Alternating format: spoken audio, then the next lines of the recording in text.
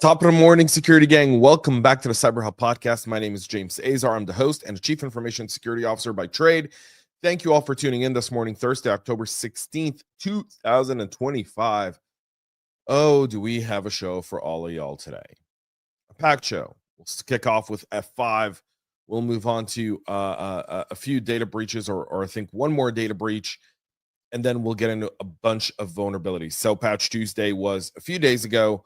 We're still reeling from it. Obviously, when we did the show yesterday, I had pre-recorded the show because I had a speaking engagement. We didn't get to all the patches that were dropped on Patch Tuesday, so we'll get into some of those as well. And some good guys prevail, and some threat actors that are going to be spending the next several years in prison. All of that on today's show, so go nowhere. Stay here. Subscribe, follow, share, like, comment. All of that matters. And now, to get started on this morning's show, I've got my double espresso. Look at that. Look at that foam. Coffee cup cheers, y'all. Still really hot. I made it like a second before we started. It hasn't had a chance to cool down. Okay, let's get started this morning on this morning's show with F5. So F5 is disclosing a security breach, a significant one at that included long-term persistence inside engineering systems with exfiltration of big IP source code and information about undisclosed vulnerabilities. F5 said it sees no evidence of supply chain tampering or undisclosed critical RCE bugs being exploited, and it's rotating signing keys and pushing a large patch set. US and UK agencies have already issued alerts. We'll get into that, with CISA warning that access to the source code gives attackers a head start on finding logic flaws in 0 days. So the surge could target your big IP systems, which is really, really significant. Downtime risk is significant here as well, especially behind the F5 ADC and WAF. And you're looking at elevated vendor risk scrutiny coming in from this. So you want to have good inventory of all your F5. That's really, really critical. I'll say the following to all of this, right? This is similar to SolarWinds, only it's done on the security side of the house, right? Very, very similar to SolarWinds, only done on the security side of the house. And what this essentially means, folks, is the following.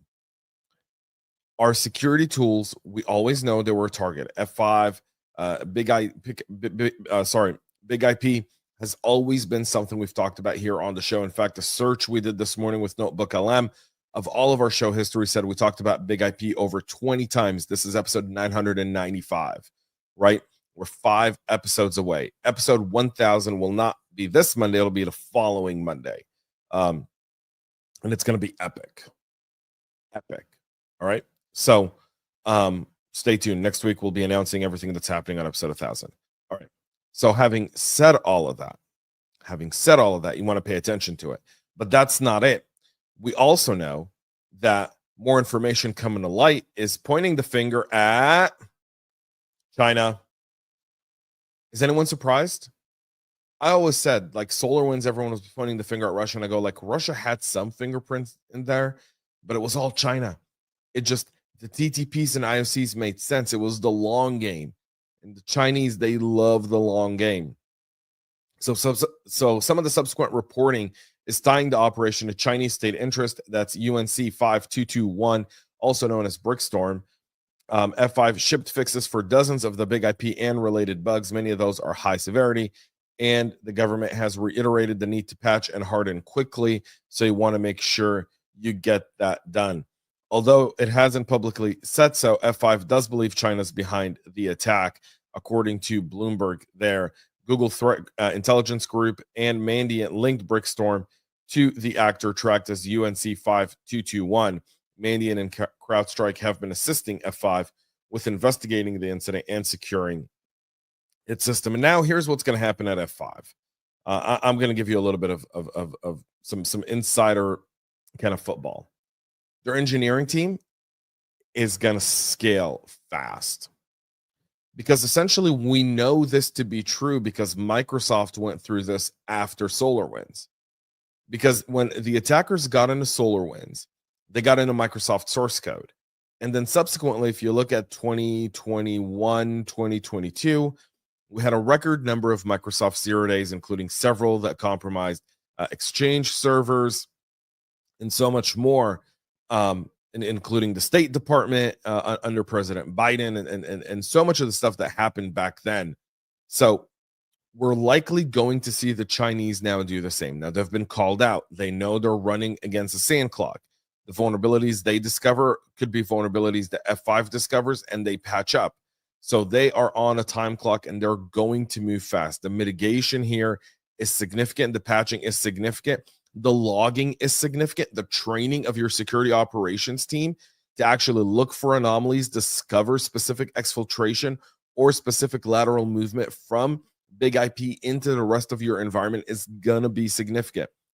All of those are skills you're going to have one up on.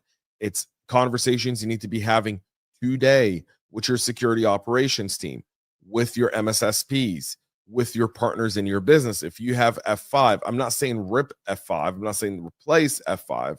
Some may choose to do so. And that's a valid decision based on resources and cost. However, you're sticking around with F5, then you've got to uptool over the next year. And this has to be something that you rate this as critical or mission critical, and everything gets investigated. Everything gets looked at. Every log, every alert. It's okay to be panicky. Maybe not for a year. Some may argue 90 days. Some may argue 180 days. I say the Chinese play the long game, and they go and they go and they go. But that's just me. So that's what we know about F5's big data breach, folks. Stay tuned. We'll obviously keep giving you more information as it becomes available there as well. We'll continue. Oh, whoa, we're off alignment here. All right. So Spanish fashion retailer Mango is sending notices of a data breach to its customers. Mango is a big store. I believe they're primarily in Europe. But I don't know if they have US stores. I don't know. I don't remember seeing a Mango in the States, but maybe. All right. Either way, they're notifying customers that a marketing provider was compromised, exposing their first name, country, postal code, email, and even phone number. No last names or payment IDs or even passwords were compromised. Operations continue normally. Regulators were notified. So this, you're likely going to be seeing a lot of phishing and smishing against the loyalty base of Mango. So if you shop there, just be prepared for that. If your significant other shops there, be prepared for that. The company is founded in Barcelona. Yeah. I knew they were European. 2,800 locations across 120 countries. So they may have some U.S. locations. I don't know. I haven't seen any in the States. Like when I'm in Israel or Europe, I see them everywhere, right? I always walk in and ask for a Mango, and they just look at me really awkwardly. But it's my dad joke. All right. So make sure if you do work with Mango as a supplier, you might see some more phishing coming that way. So just update your DMARCs there as well. Okay, we'll continue with more stories here coming from CISA. So yesterday on the show, we talked about the Adobe Experience CVE 2025 54253. And at the time that Adobe released it, they said that there's no active exploits. That's now been shattered by CISA. CISA adding it to the KEF catalog and saying it allows for unauthorized code execution and is already being exploited. Adobe did release the patch that's AEM Forms 6.5.13 stream. So this could take over if any public-facing form portals, data theft, web shells, and even ransomware staging. So you want to make sure you get this patched up ASAP. And you should threat hunt for any unexpected Java child processes, new scheduled tasks, or even outbound callbacks from AEM modes since October 1st. That would be a good way to fight this exploitation based on all the information present from CISA and everything they shared there as well. We'll continue with Fortinet and Ivanti patching up some of their vulnerabilities. Fortinet issued 29 advisories to 30 plus advisories. Notable 40 DLP issues tied to the Apache Tika component, that's CVE 2025 549er88, and multiple PrivSec path. 40 OS command execution authentication user, that's CVE 2025 58325, and 40 client Mac and 40 PAM manager have authorization bypass and some issues there. Ivanti patched high severity flaws in EPMM and neurons for MDM, including MFA bypass and arbitrary enrollment with no exploitation observed. But again, those are pretty quick to get exploited on the Ivanti side. The Chinese have their playbook down pat. We saw what they just did to F5 here in the show minutes ago. So what do you think is going to happen to Ivanti? Make sure you get all of these patched up ASAP. We'll move to ICS, where Siemens, Schneider, ABB, and Phoenix Contact all releasing advisories. Over 20 advisories landed. Siemens' criticals include the telecontrol server basis, which is a hash exposure and unauthorized operations, and ET200 SP authorization issues. Rockwell's 1783 NATR router has an advisory rated critical for denial of service, admin takeover, and NAT rule tampering. Phoenix Contact's Quint 4 UPS issues can expose credentials, enable denial of service, and multiple factory talks have fixes as well there. So you want to make sure you get these patched up. And again, OT systems interconnected to your IT systems lead to a Jaguar Land Rover. All of those really, really matter. So keep that in mind. All right. Cisco is under the crosswinds of the Senate, with U.S. Senator Bill Cassidy writing to Cisco CEO Chuck Robbins about several CVEs that raised alarms. So he's asking Cisco to clarify impact and guidance for CVE 2025-30333 and CVE 2025-20362 in ASA after CISA's emergency directive given a one-day deadline to patch, and reports that at least one federal agency was breached. The NCSC in the UK and Canada also flagged the risks. So we're looking at something significant here. And you're starting to see in the crosshairs that these senators and congressmen are coming to the table and asking for clarifications.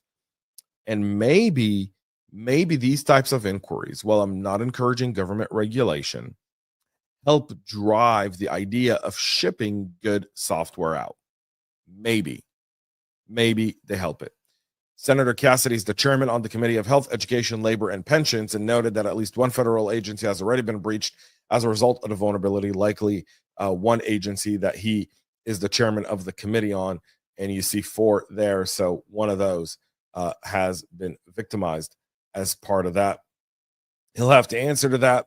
I don't know if you'll see congressional hearings or Senate hearings coming from this, but it's definitely showing you the mood in DC while the government is shut down. So keep that in mind, folks. It's significant there. All right.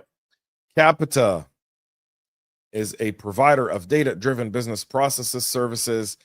They were breached, and the UK ICO cut the fine from 45 million pounds after remediation, but cited delays in isolating and infecting the device around 58 hours that enabled lateral movement and data exfiltration.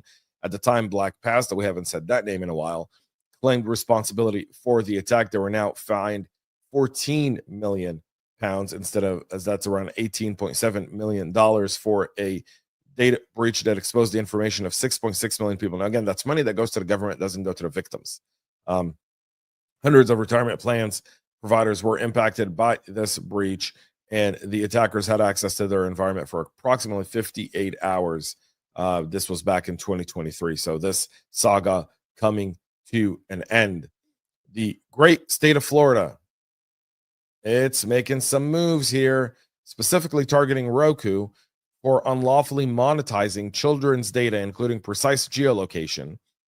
The Florida Attorney General, James Othmeyer, filing a civil enforcement action against the company, adding to state-level privacy enforcement momentum that's been taking place, believe it or not by California, but Texas and Florida. Texas and Florida are chasing these companies down. The Florida Digital Bill of Rights and the Florida Deceptive and Unfair Trade Practices Act are both being used as the basis for this civil enforcement action against Roku. So we'll see how that comes into play. Again, Roku has yet to really respond to this because it's an ongoing matter. But someone's taking privacy seriously. That's also good to know. And finally, Matthew Lane, the Massachusetts student, was sentenced after hacking and extorting ties to two companies for the Power School incident has now received a 4-year prison sentence and a $14 million restitution sentence. That breach impacted 70 million individuals. So Matthew Lane will spend the next 4 years of his life incarcerated, and once he's out, he'll have a $14 million restitution to make on account of what he did. So he's also got 3 years of supervised release and was ordered to pay the $14 million in restitution and ordered the court to pay a $25,000 fine. So you have that there. That's it for our show this morning. Episode 995. Episode 1000 is not this Monday. Next Monday, we do 4 episodes a week. So next Thursday's episode will be 999. And then on Monday, we'll kick off with a very, very special episode here for episode 1000. Thank you all for tuning in. Thank you for subscribing. Thank you for being part of the greatest cybersecurity community on the planet. You can go check out cyberhubpodcast.com for the written version of this podcast, as well as all of our exclusive content that's only available at cyberhubpodcast.com. So go check it out there. And folks, on episode 1000, I'll be making a big announcement about social media. So make sure you're here. Till then, have a great rest of your day. Have a great weekend, y'all. And most importantly, stay cyber safe. We love feedback, so make sure to connect with us on social media and subscribe to our podcast on your favorite podcast listening platform.